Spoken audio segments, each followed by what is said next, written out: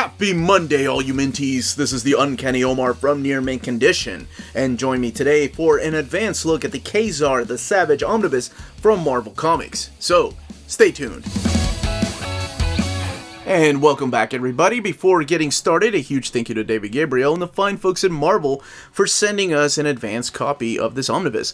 This omnibus is due out in the direct market on May 19th, and then a couple of weeks later in the book market. So, here it is, Ka-Zar the Savage, the omnibus, the very first Ka-Zar omnibus.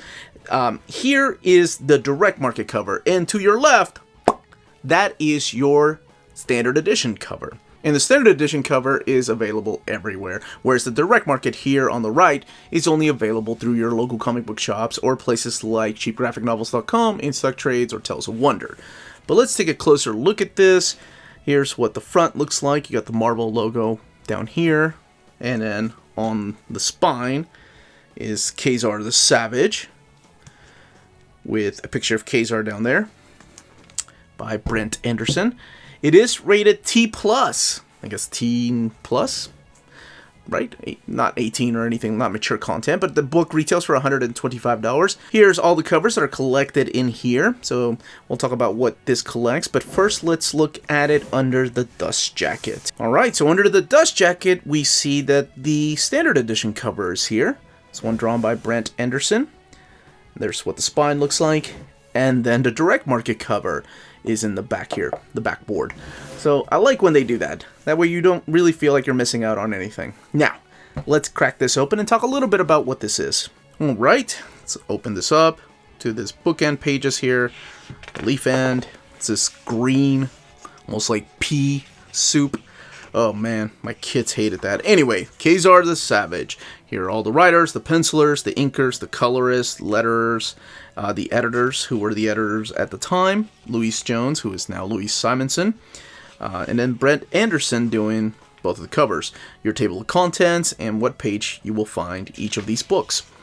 And speaking of books, this does collect Ka-Zar the Savage 1 through 34.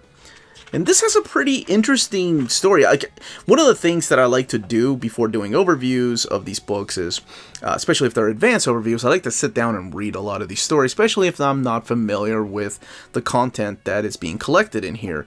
If it's X-Men, of course, I can pick up an X-Men book and say, oh, this takes place here and then. But with books like this, I really hope I don't sound like that, but with books like this, I had only read 3 issues in here, one of them being a very first appearance of an important character that plays a big role in Magic's life, and so it's X-Men related, even though Ka-Zar first appeared in the pages of X-Men. So this is a pretty interesting era, because this era of Ka-Zar the Savage, that Marvel was trying out different things. Marvel was trying out...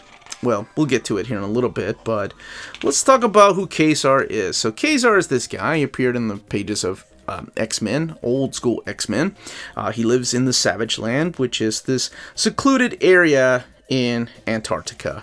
So there's no snow, there's no ice, but there are dinosaurs and there's dangerous things. And Kevin Plunder is his name. So he's kind of like Tarzan. He grew up and he was raised by Zabu, what some people would like to call his pet tiger, but he's more like a father, or more like a brother later on. This guy right here, the saber-toothed tiger, he's the one that raised him. And eventually he meets Shauna the She-Devil. She had her own magazine in the 70s, but eventually the two met. Now this is Leanne, and there's a whole new cast of characters here. But what I really liked about this series is that it stands on its own. You really don't need to have known anything about Kevin Plunder or Ka-Zar at all, other than the fact that he's kind of like Tarzan. But in this, Bruce Jones writes him differently. Bruce Jones gives him a lot of humor. I really dig that. While everybody else in the Savage Land is so formal and so just kind of like your straight edge characters, he's just a joking kind of character. He doesn't take everything seriously. His inner thoughts crack me up sometimes, especially when people are arguing and he's kind of caught in the middle and just like, oh well, here I am, just a savage here in Savage Land. He knows the joke. He knows that he's a guy that originally comes from England, very similar to Tarzan, raised by the wild, but he was raised by saber-toothed tigers in this world.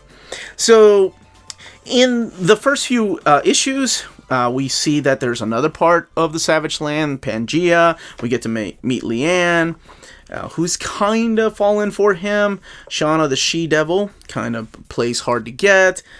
There's another couple of characters that are introduced, like Booth, and what is his name? Dirk, I think is his name. Anyway, they play a bigger part in this, and his supporting cast starts to grow. But it's all just based in the Savage Land. There's things that are happening in the Savage Land that are affecting him and his friends. And one of the most important, this guy right here. Yeah, Dirk. That's what I thought his name was. But one of the most important things that happens here is he goes through this awesome phase of the Inferno, Dante's Inferno.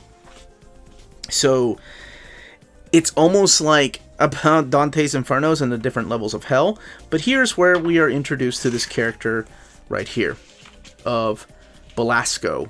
And Belasco, it's this demon character, right? And I'm sure most people that have read X-Men are familiar with him because he's appeared in Limbo, has heavy ties to magic, Ilyana Rasputin.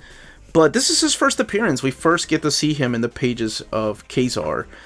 He appears at the end of issue number, is it issue 11? Because they start having backup stories here. For example, this one by Bruce Jones. It's about a young Zabu, and it's drawn by Gil Kane. But yeah, that is such an awesome freaking spread. Oh, I love it. Ka-Zar already on his knees. Welcome to my home. How delightfully convenient to find you already kneeling. Awesome. Belasco stepping in like a badass. It was solid. I really like the way Bruce Jones writes the book. I do know eventually he ends up leaving the book, as well as Brent Anderson. He ends up leaving the book. Ron Frenz takes over. Mike Carlin takes over as the scriptwriter, and this is the detective story, I think. I had a couple of these when I was a kid, but I never had the whole series, so it's nice to go back and read the whole series. So this one is done in a detective noir kind of style. And we still have Ka-Zar in here. I had the Spider-Man issue, like where they thought Ka-Zar was dead, and he's kind of hitting and macking on Shauna the She-Devil. All right, so one of the most important things that Marvel was trying out, this is what I was talking about earlier, was as of issue number, I think it's 8. I was wrong. It's issue number 10 when they start doing it. So at the end of issue number 9, it says, whatever you do, don't miss next issue. Available by subscription and at selected retail stores. This is when Marvel was beginning to try out the direct market. So you could only find comic books like this, Ka-Zar, starting with issue number 10, in the direct market. Meaning if you only had a grocery store or a pharmacy where you were getting issues 1 through 9, you were going to be like, wait a minute, I got to subscribe? My parents can't afford that. Or I got to drive to a comic book store in the big city. That's the only way you could find Ka-Zar. So as of issue number 10, they started doing this. So it's a brand new format that Marvel was trying. And then they kept trying new things with it. Here, let me show you. This is really cool. I love these books because this is like a part of history, and I think it's so important. The behind the scenes to me are just as important as the actual stories that are contained in here. Not to downplay the wonderful stories and the beautiful artwork. Speaking of artwork, there are some backup stories here. The Tales of Zabu. It's all written by Bruce Jones, but Val Mayerick is the artist, and really enjoy his art. But one of the things that they started doing, trying out new things, they started putting a back cover on the back of the books. That's right, he fights Kraven the Hunter in that issue where I was talking about meeting Spider-Man. But they also started doing spread covers like this. So the back artwork was part of the cover. I love that. I thought that was great. So they were trying out new things. And on top of that, I'm glad that they kept this stuff in here. They had the editor stuff at the front and the back of the books. So these are the editors just goofing around and trying out new things. Sometimes there's the story behind the artwork and things like that. I really enjoy this part of history. I think it's really cool that they were trying out things like this because we saw this with Excalibur. But by that time, I think it was Micronauts, Moon Knight, and Ka-Zar that went to the direct market first. That's how they started testing the waters. There's a pinup of Saladin, who plays a bigger role in the X-Men storylines with Magneto and Rogue in the Savage Land. That is awesome. I did read this because I love reading the editor's notes. I can't help that. But there's a story behind the cover, and this is Danny Fingeroth talking about how Ron Frenz wanted to draw the cover, but he wanted to use a real-life picture of New York City. What Danny Fingeroth didn't realize was he had to go out and take a picture of this. So he talked about how long the process took, taking a picture, developing the picture. It's before the age of the internet, right? And before the age of technology that we have today. But this is the kind of artwork to expect in these pages when Brent Anderson leaves. Like I said, Ron Frenz takes over the book. I really like his art, though. I like Anderson's artwork. It looks awesome, and these pages really make it stand out. You know, these wonderful colors on white just look amazing. And there's Booth. And then this is what some of the artwork looks like back here by Ron Frenz. Eventually, Paul Neary takes over the book. And here's some of the Neary pages. Hey, there's Kevin's brother right there. It's a character that appeared in, what was it, Daredevil? Like this take on Gru when he's thinking about his home life. And then, yes, the series sadly came to an end with issue 34. I think they have a goodbye letter. This isn't spoiling anything, but I really like this epilogue here of Ka-Zar being invited to the land of canceled heroes. And I like that the editor's note here is that we are not going to identify anybody on this page. You can do that on your own. I like that. And then, of course, some of the extras back here, such as this amazing spread page. Woo! That is badass. House ads. Things here from the official handbook of the Marvel Universe. Plunder, that was his name. Parnival Plunder. The Savage Land map here. I love maps. And then Ka-Zar Savage Dawn trade paperback. Now this was the first 5 issues of this series have been previously collected in that trade paperback format. But this is the first time that we've been able to see all of it collected in one edition. The book has 1,040 pages. Sorry, 1,040 pages. So let's take a look at the binding. Alright, at 1,040 pages, here's what the eye looks like. And this one was printed at the iMac printer in Turkey.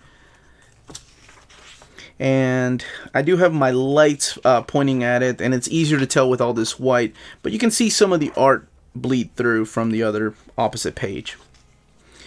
And like I think for this one, the paper quality felt a little bit thicker than the Conan Omnibus, or the Defenders Omnibus for that matter. And it's not with all of them, but you kind of, you know, and keep in mind, I do have my lights pointing directly at this, but you can kind of tell that some of the artwork is bleeding through from the opposite page. But not a deal breaker for some people. I think it is for others, but I did want to point that out. But that, as they say, is that. If you're interested in purchasing this book, don't forget to check out our sponsor, CheapGraphicNovels.com, your online source for collected editions up to 50% off retail price. Cheap Graphic Novels prides itself on excellent packaging, so your stuff gets to you in excellent condition, and they have amazing customer service. Check out their bargain deals for up to 90% off cover price. And for all you Minties that are watching, if you're a first-time customer, don't forget to mention that Near Mint Condition sent you their way for a promotional credit on free shipping on your next order. Now, this is only for U.S. customers. CheapGraphicNovels.com, your source for the hottest books with deep discounts, customer service, and excellent shipping that will keep you coming back for more. And that was the content, the page count, and the build of this omnibus. Let me know in the comments down below if you're picking it up, if you've never read the series, if you're a big fan of this series, if you ended up getting the one trade paperback and we're hoping for more. Well, here it is, all in one. Again, this was the Uncanny Omar. Thank you all so much for watching. Please don't forget to hit that like and subscribe button if you haven't subscribed yet. We put out videos every day. Sometimes 2, sometimes 3 if we're feeling crazy. And more importantly, all of you, please stay healthy, stay safe, and much love.